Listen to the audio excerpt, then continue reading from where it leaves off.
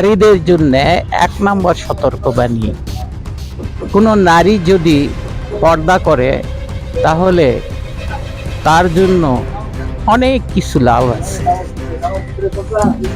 যে কোনো নারী যখন পর্দা করে সঙ্গে সঙ্গে তার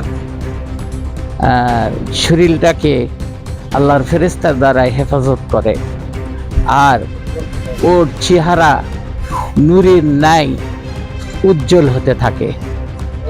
আর যখন সে পর্দা না করে তখন তার চেহারার মধ্যে পুরুষেরা যেরকম ভাবে তাকায়, আর পুরুষের তাকানির মধ্যে এমন একটা চাহনির মধ্যে এমন একটা অ্যাকশন আছে যার দ্বারাই তাদের চেহারার সৌন্দর্যের লাবণ্য শোষণ হয়।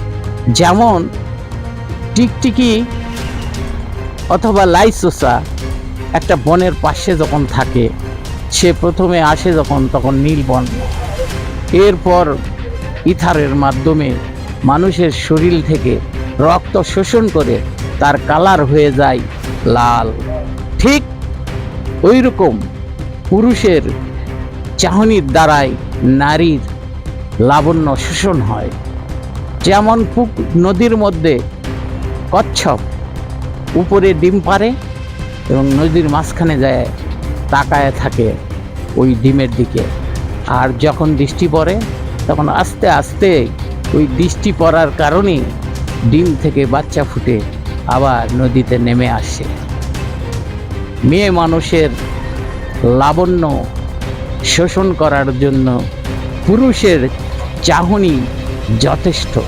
তাই নিজের চেহারাকে হেফাজত করলে আপনার চেহারার মধ্যে নূর ফুটবে, দেখতে সুন্দর লাগবে, আল্লাহর ফেরেশতারা আপনাকে পাহারা দিবে, আল্লাহর রহমত বর্ষণ হবে।